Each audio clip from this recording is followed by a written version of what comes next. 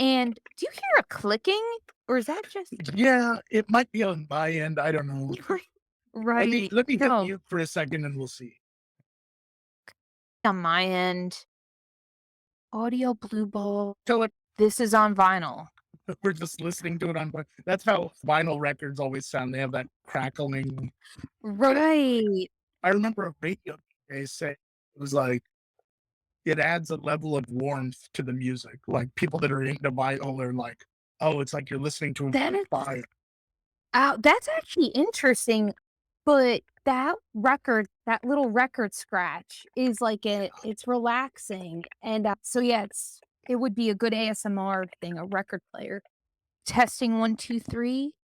That it's still real crackling. Am I Right. crackly when you hear me A little bit. It talking sounds all like there's an alien typing on a keyboard, doesn't it? or someone's making grilled cheese right next Yes. like they're frying it right next to you Right. Hold up. Alright, alright, if we can't fix it, I'm sure I could fix it in post. Like, I know what I'm talking about. Yeah, I really do. I try my best, and then I probably end up making it worse. Hold up. Oh, huh, that kinda oh, well, it is fun to kind of imagine an alien secretary, like a Martian. They're transcribing. Bring us back to last minutes where we sat in silence and Right. We'll make it work, we'll make it work. yeah, I don't who's listening for gonna Exactly. send you audio notes. Right. What kind Oh, of you'd be surprised. I mean, I've made YouTube videos. I mean, come on, guys. I'm not a professional editor. I have people genuinely being like, you should hire an editor. I'm like, guys, one day with my Warner Brother right. production budget. Yeah. Right. Like, but that would be nice. But anyway, so Mike, so I'm Yes. so pumped to have you on because I want to know, do you have any unfinished projects? Almost all I'm a big procrastinator in Same. life, and I got into this habit when I was really young of pushing things off to the last minute and then work, and overdoing the project and turning in something really amazing and thinking that's how you just do things to impress people is you pretend like you don't care about it for 2 weeks and then on the last night you pull a miracle out of it and that's great when you do it but Yeah. there were plenty of times where I just didn't do it or forgot or thought I had more time and stuff like that, or like what'll happen, especially in LA, like, and I'm sure in New York, where different creative people have different things going on in their lives. Let's say they gave you 2 weeks to do a thing, and you're a week and a half in and you haven't done anything yet. And you're like, I still have days. Then someone calls you and they go, I booked a commercial on Saturday and Sunday. So can we actually do that thing tomorrow? And you're like, Ooh, yes. uh, Oh, I haven't started yet. You haven't a it's week like a and a half. You know, that's a lot happens to me a lot. I think a lot of creative people are though. Like, I don't think I've ever met a prepared creative like, I've met yes, there are prepared and on it creative people, Sure. but a good But they're not that majority. Yeah, they're right? not that Like good at the creative end. There I think there's people that are really, really good hustlers and people that are really, really talented. And it's very, very seldom that you meet both. That's why you see a lot of teams that succeed, like right. comedy duos and that sort of thing, because one of them's like got a noggin for planning and stuff. And the other one's just kind of like a whirling dervish Yes. person. I always thought that, like, to collab, like, I wish I need, like, a manager style, like, Yeah, analytical crunch the numbers thing. It's like, "Yo, let me generate ideas and you take care of right. Like you look at like timelines." not that he's not talented, it's just a different kind, but, like, Dan Aykroyd and John Belushi, when they were Yeah. working together, Belushi was just like a force of nature, and Dan Aykroyd was, like, could seriously write, and, like, the first script for I think for Ghostbusters was like a phone book, according to everyone. They were like, it was just chock full of stuff, you know? And so, he was like, I can just cast Belushi and he'll make it funny. I don't have to worry about his part that much, you know? And of Yeah. course he died, but they got Bill Murray and so it worked out. But yeah, there are a lot of people like that where one of them, like Abbott and Costello was another where like Bud Abbott, who was the straight man, was actually writing most of the stuff that both of them said. Yeah. And, so yeah, uh, I wish I had a partner that was like very like grounded and logical, but I tend to gravitate towards other people that are like me, and we get all hyped up and don't accomplish very Yes. I know. There's like a high in a kind of like a, "Oh my god, we should do this," yes, and then get all amped up about it. Well, you know what though? It is about breaking it down. What I'm learning is just, "Okay, hold on." I have to pull the brakes on myself like, you know, and be like, yes, "Hold on. This is what it is. What what is the halfway point? What is the quarter point, the 2 quarter points, and then fill all those little ones in." yeah. So you're like, that's the skeleton, and let's put meat on, Yeah, yeah, or like fill it all out later. yes. That's a smart way. Just in general, just breaking things down to manageable bits where it's not so overwhelming is a And really, really smart thing to do. yeah, and then we also gotta remember to pat ourselves on the back when we do stuff because I know, like, us as entertainers, it doesn't feel like we're being productive, but it actually is productive. For Yes. example, let's say if we spent 30 minutes scrolling and it feels disgusting, like Right. empty scroll, like I want to vomit. Yeah. I'm like, I'm a loser. I just flushed a half hour down the drain. But it's like, hold on. No, that was productive. Right. And because it's like, okay, I see what's out there.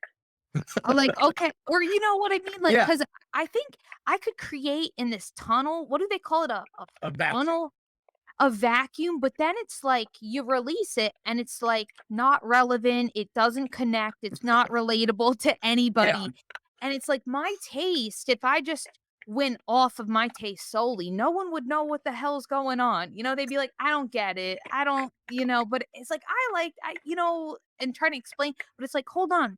Scrolling could be helpful to kind of see what people are liking these days or Yeah. And also, any like, trends or yeah, they're also, it helps. I thought it was the opposite for a while, where as a comedian, I was like, almost like it's my responsibility to not watch a lot of the other comics because yeah. I don't want to accidentally like steal something of theirs. Which is It can go into totally your doable. subconscious and Oh, yeah. you just regurgitate it and don't even know it. Yeah. And so when I was booking the show, I was like, kind of like tuning everyone out. But then I realized that is the opposite of true. If you don't know what everyone else is doing, then when you come out with something, you may be trotting out a thing that people have been hearing about forever from, So like true. 10 other comics. If I came out today and was like, hey guys, let's talk about this airplane food business. Yeah. Everyone would be like, what is he doing? Like, that's 30 years of comedians have tackled this. He's not going to Yeah. come up with something better, you know?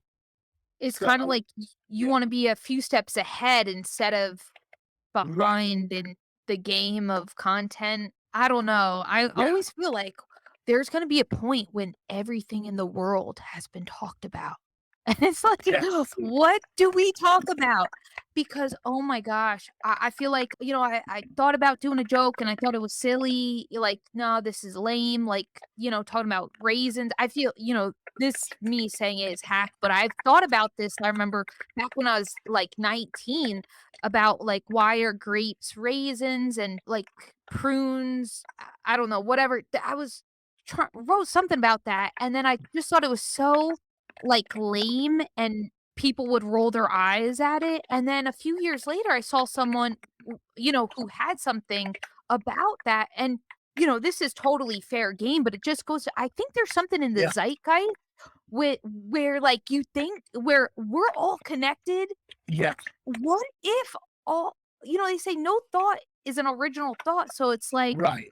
what if up floating, the ideas that are delivered to us are belong to all of us, and it's like whoever does it first. Yeah. Well, it's the dark end of that possibility is Michael Jackson. What happened with him? Did you see the documentary about him? This is I it. haven't. No, I haven't. Okay. Well, it's pretty interesting just to see someone at that point in their life behind the scenes doing what they think is going to be their big final concert. And, he died before they got that far. But in it, he talks about how he's not getting enough sleep and how people around him are like, you need to sleep, you need to sleep. And he says, you don't understand. I need to be awake to receive these ideas from God. Because if Wow. I'm not awake, he'll give these ideas to Prince or Madonna. And it sounds batshit crazy when he says it. It's the craziest thing But I've it's ever in heard. But at the same time, he was fucking Michael Jackson.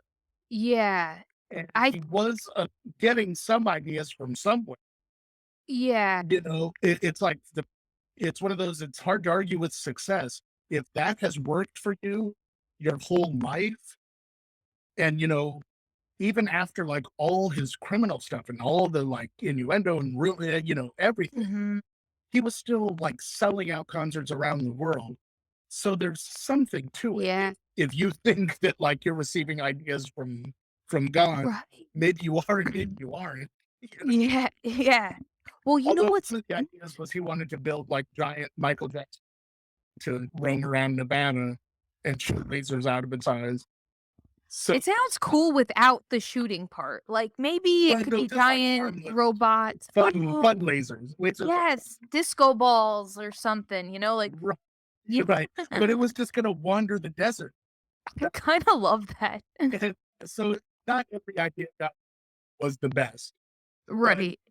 but that one is still And could you uh, imagine? I bet you, like, in 10 years, that'll be a thing.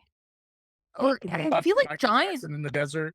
yeah, or robots, not even Michael Jackson, Oh, just like, like roaming the desert. I bet desert you they are. robots.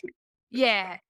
Well, that is kinda interesting when when I meditate, I just kinda surrender whatever energy or whatever, and sometimes if I write after I've been bad with my writing, habit. Not bad, that's harming my creativity right there. It's like, "I'm Is bad." it?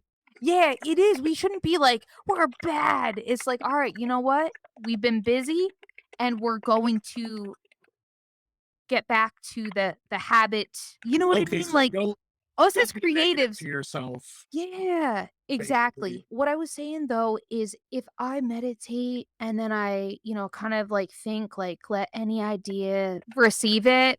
I don't know what energy or whatever that portal it tends to get stuff and I just go with it and it sometimes cool stuff can come, I don't know. I I think there's something to it. I think that's very similar to how I pray, not to get too like Yeah. deep or whatever, but like I long ago kind of realized that a lot of different religions made sense and had similar stories and stuff like that. So I kind of was like, I don't really 100% subscribe to any of them, but I understand the merit and why people do for each one. So Yeah. when I pray now, it's more just a general to the universe, but it's very brief and it's like it's really Yeah, like the universe appreciates prayer. no, I know what you mean. The when you said the word "breathe," I like, I just imagine sitting there being like, uh, d "Dear God, done," or whatever, I don't know. Like a timer It's goes pretty off. close to that. But It's almost that quick. Like yeah. I haven't timed it, but it's like Yeah. yeah, but it's basically I just kind of look up at my ceiling. Kind of sillier out of context. I do the same thing, because I pray just in case. Like, I Yeah, don't know, I and I look up believe at in the ceiling energy. and what I do is I go, "You pretty much know what's going on," because it's the universe. It's all knowing. Yeah. It knows everything. I'm like, "You know what I want. However, you also know what I need. So Ooh. do that." You know? Like, whatever it is that I need, give it to me. Do that. You know? That's your version of the serenity prayer. No, I that kinda is. Yes. It really it's good. I Or, do like, like even that and I mean serenity that in, prayer. like It's good. it sounds selfish, but it's also, like, No, no. wherever I need to be, put me there. You Yeah, know, if I need to help someone, put me there. If I, like, do jokes that a certain person needs to hear, put me in that where I can do or let them hear this podcast and get inspired by it or what have you know? yeah. So it's all very much like that. Or if you found a really delicious butterscotch pie, Ooh. put me in front of Yeah, you know, where direct me there. I think there's something to that because there have been times when like, for example, winning The Price is Right, yes. I asked please because my sister I felt bad I was missing her graduation, so I prayed to let me win the prize. This sounds so narcissistic now that I'm saying What I love about this in in the world is that you're not alone in praying that you'll win the prices right. Like, that girl was joined with, like, 7,000 other ones that night. right, God's up there like, "You know what? Give this let her win." Yeah. So, I said, "Please let me win The Price is Right," because I wanna congratulate my sister on national television. Oh, that's great. Congratulations for graduating, and by golly, I was the first round who got called up, and I won The Price is Right, not the showcase showdown, but I won Right. the game, and so when little Yeah, stuff the like that universe can only do happens. so much. You know, Yeah, yeah, in the showcase showdown, you should have been specific if you wanted to yeah. win. But when stuff like that happens, I'm like, "Alright, there's something. There is something." Yeah. Well, there's like last night I got to go to this great event and it's I've been a huge Batman fan my entire life. And I've had this weird luck with being out here. I haven't gotten particularly famous or anything like that, but I've got to do a lot of cool stuff that I enjoy. But as a Batman fan, I get these weird opportunities out here where, like, I got put on the SAG nominating committee in 2005, the year that The Dark Knight came out, and they were like Uh, I got an email one day that was like, "Hey, would you have any interest as a SAG nominated committee member of seeing Would-I? this new movie, The Dark Knight?" Now, it's just to let you know that you're gonna have to see it a month before it comes out in IMAX, and the director and the cast will be there.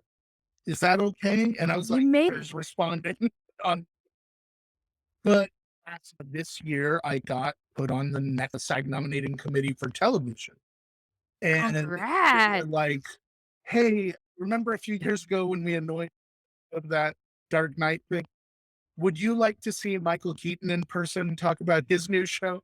And I was like, "Holy shit," so I immediately got on that, and it was this great fun event, and the memory that I have of LA that made me like, every performer kinda has to decide New York or LA, until you're mega rich or Yeah. whatever, but what made LA feel like home when I was a kid was walking down Melrose and just seeing all these bohemian sort of shops and artistry and stuff like that.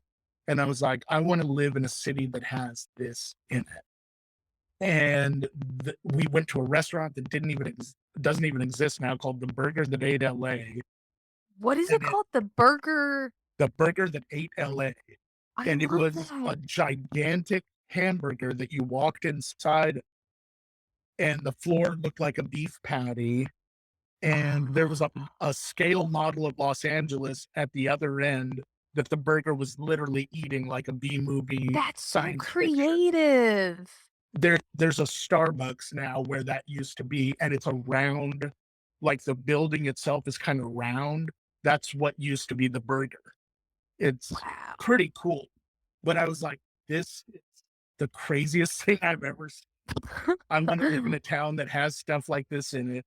That night, we go my dad was at, like, a conference, and my mom was like, "Let's go to Universal," and we went, and then that night, Ghostbusters 2 was showing, and, she knows, like, I'm a huge comedy fan, and I love, like, Bill Murray and stuff like that, and I was like, "Can we please see this movie?" And she's like, "Sure, sure, let's see that."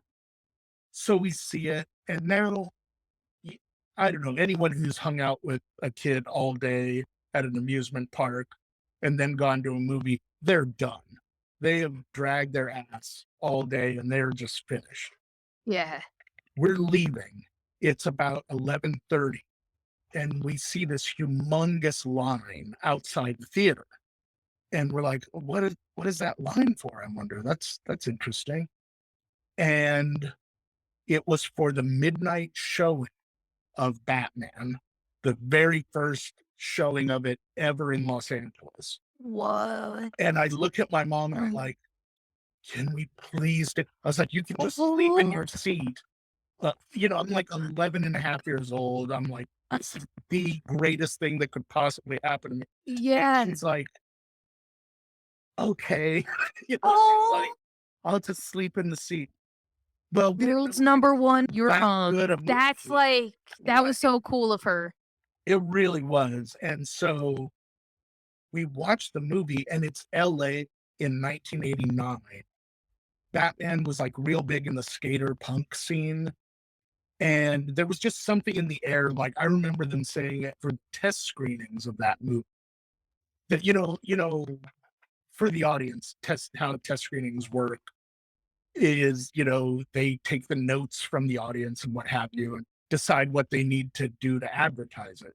Yeah. It was the first movie ever where they were like, "You don't need to spend any money on advertising. You can actually stop advertising because everybody wants to see this movie." In the theater, it was like a fucking sporting event. People were cheering at each credit as it opened. They cheered when Batman showed up. They cheered when the Joker showed up. They cheered when the Batmobile showed up. It was That's it's the amazing. outside of maybe one of the Star Wars movies, it was the greatest audience experience that I've ever had in a movie theater. That's so cool when it's like the energy of the Yeah, everyone is just everyone was made. just in the movie, like, delivered on all the hype. Yeah. It was going that well, and somewhere in that night, I was like, "I wanna live here where there's audiences like this, where there's people that are like this." I've never seen an audience this stoked about something, and so it all in a way, like an unfinished project, it came full circle to like last night. I was like, now I'm here living in LA and I'm getting to see the guy who starred in that movie right here in Hollywood do all of this. It was just really, I love that about LA and New York. It seems like random stuff like that always kinda just falls in yeah. LA and New York. What did you grow so where did you grow up? You mentioned LA as a kid. Did you move here as a kid? No, I moved here after college, but we would Okay. come on trips and stuff. Oh, that's cool. I was born in San Antonio, Texas, Wow. and I lived there the first 2 years of my life and hated it. I was just really I've did never been to Texas. enjoy. I was only 2 years old. I didn't speak English yet or anything, but so I would just cry and crap my pants a lot and stuff, and trying to get the message out of we should probably move. Yeah, Get out of here. I was like, I don't know how to stay here, but I Um, want to leave this area. And then so that sounds like I could picture, like, baby Stewie just like, "Let's yeah, get out of here." but all they're doing is blah blah blah, whatever babies do. And so we moved to Colorado, which, not to offend anyone, I felt was a lateral move. I was like, oh, this isn't really what I meant, but okay, I guess I'll make the best of it. So you were in the mountains in Colorado, or Uh, was there a little town no, area? in the suburbs of Denver, Okay. and it's where Denver International Airport is. Is there, like, a It's like little about a art half hour from center? the city. What now? Is there a little art center? Like, I think now, since they legalized marijuana, I It's heard it's, like, changed getting more creative and dramatically since I left. art It's scene. like if I were to have been moved to what Colorado is now, I would be thrilled. I'd be like, "Oh, this is great. I'm Yeah. happy to be here." But at the time, the big hobbies were, sports and religion, and I Mm. was not super into either one of those things, and so I was like, I guess I'll kind of find my own thing. But luckily, Aurora had a very strong underground sci-fi movement starting. They were the home of the first official Star Wars fan club and the first official Star Trek fan club.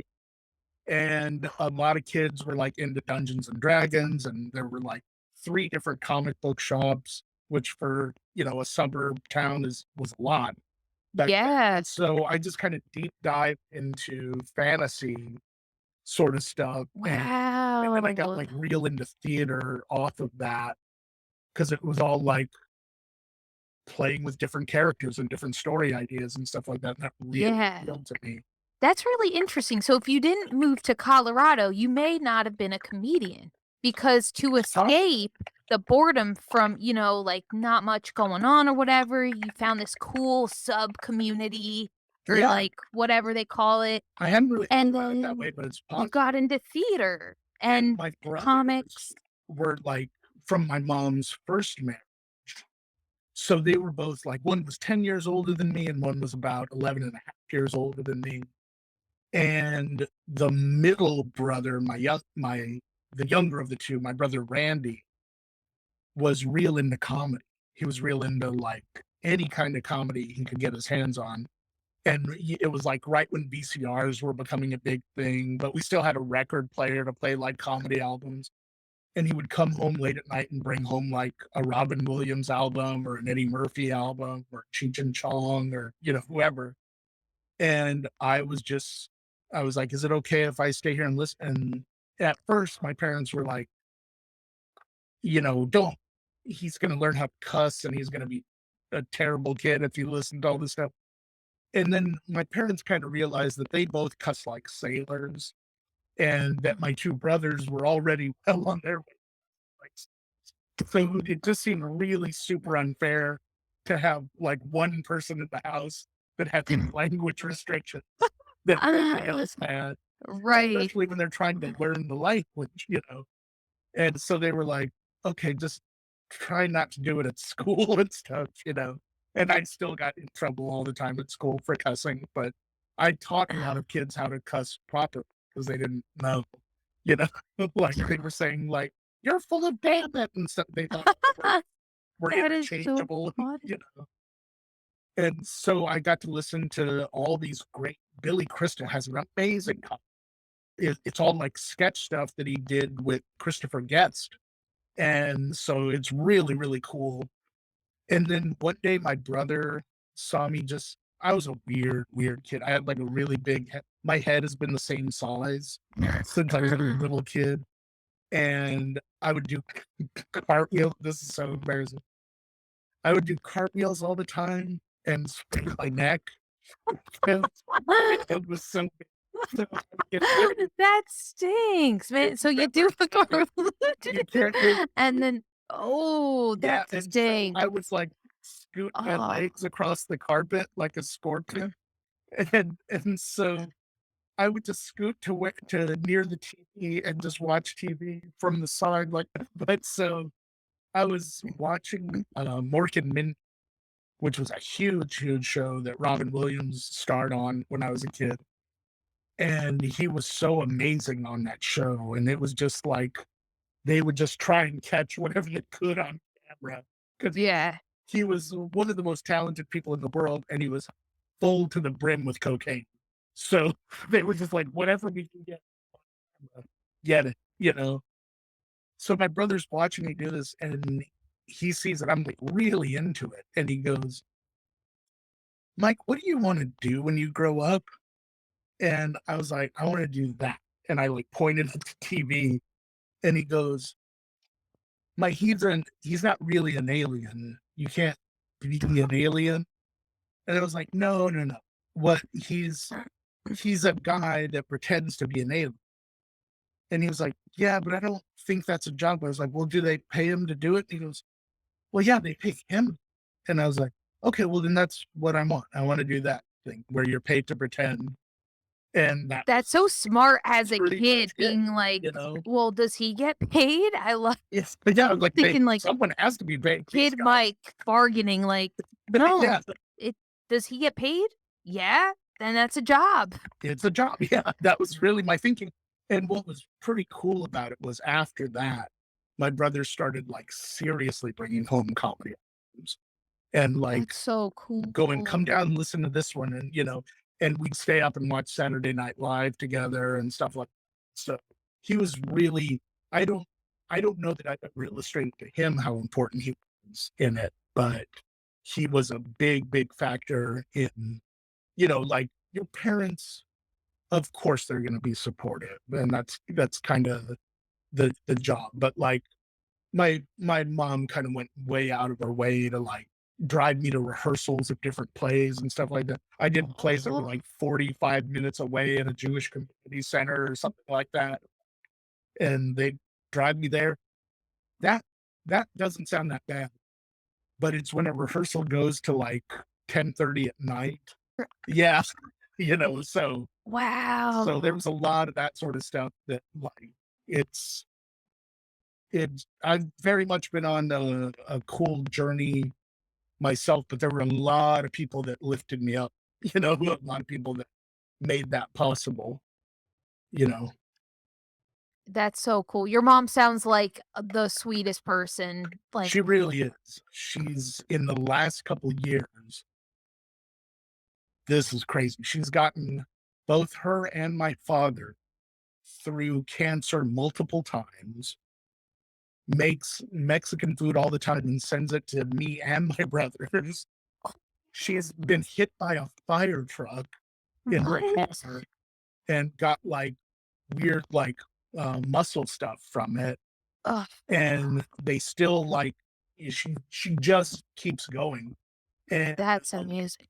she's she would like take neighborhood kids that didn't have any money to the movies and stuff like that. Ah, She's just really, really cool.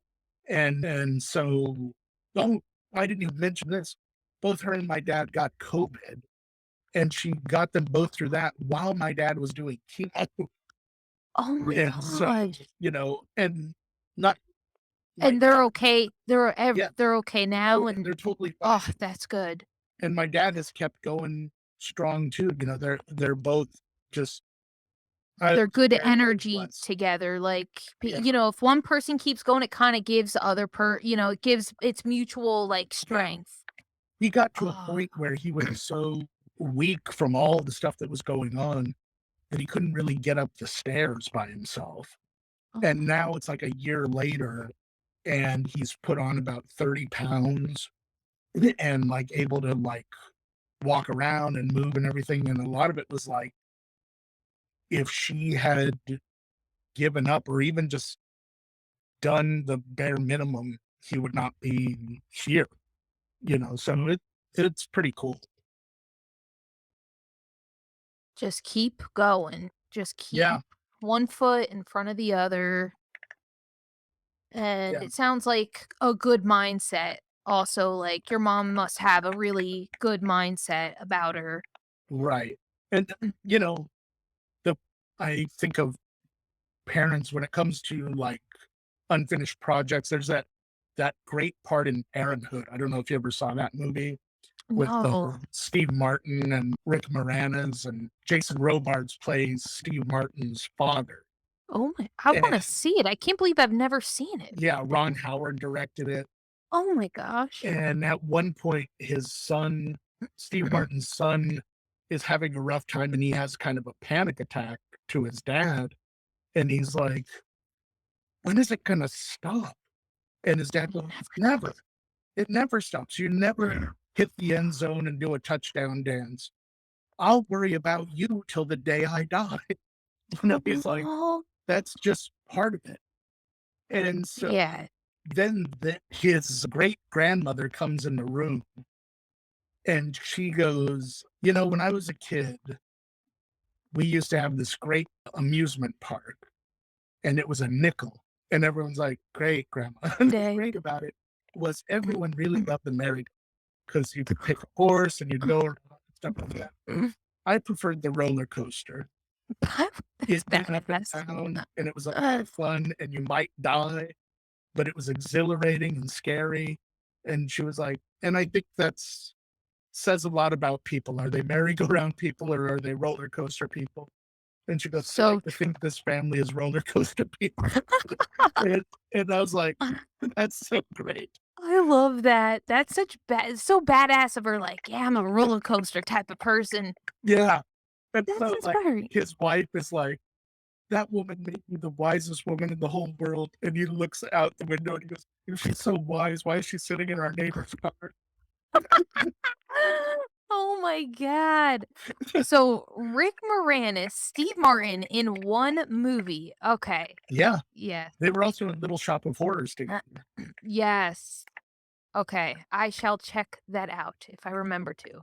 There's always Yeah. whenever I hear a good movie, I'm like, "Oh, I wanna check that out," and then I forget to check it out, but I'm starting to, like, just keep a Google Doc of, like, Girl, things. Oh, well, this brings me to open unfinished projects is something that is helpful.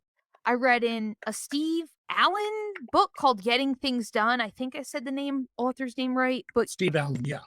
yeah, have you heard of it? Okay, so he has a book, Getting Things Done. He talks about something called the open loops. So when you're working on something and you have one of those thoughts, like, oh, I want to see that, like, write it down on your open Oh, loop okay. list because then you stop thinking about it. Yep. Because if you don't, you're just always like, "Oh, yeah, let me add that to my watch list," You or know, you know that's what I mean? And it's that just boggling in the brain, and it's right. kinda like, drain that brain so you could be one with what you're working on. And you know what's kind of funny is you think, "Oh, I'll remember that thing." But I've You had don't. things like that where I'll be like, "I need to see Full Metal Jacket. I gotta remember that's a good movie and I need to see it." And then I'll go somewhere and there will be like Full Metal Jacket all in sale right here. And I'll look at it, I'll You, go, like, "Oh, that's manifested nice." it And on then I'll just sale? keep walking. Oh, I totally forget that that was one of the things I was same. into. I think of my brain like a walk-in closet. It's like there's stuff all the way in the back, and then you just gotta cleanse the stuff in the front to get to the Yeah, back. Otherwise, I won't see it. It's like out of sight, out of right. mind. Yeah, I'm very much that way.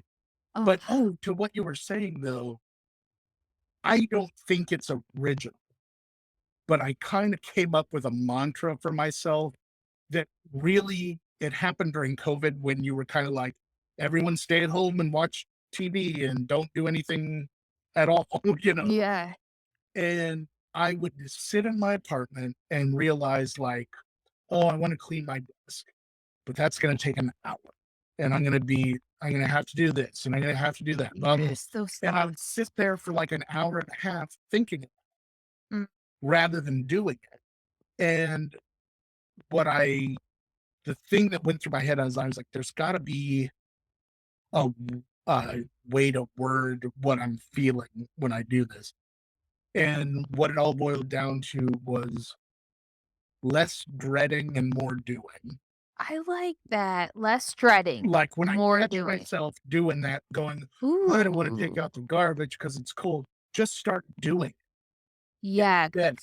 You know, just begin the process. I You can love keep that. thinking about how it sucks, but do it Yeah. while you're thinking about Yes, I do that too. So what I'll do, Mike, is I literally will just move my hands it. and like my brain will be panicking, but I'll Right. just move your hands. Just move your hands. So like a desk, I'll just shuffle the paperwork and I'll just start throw and then you get into it.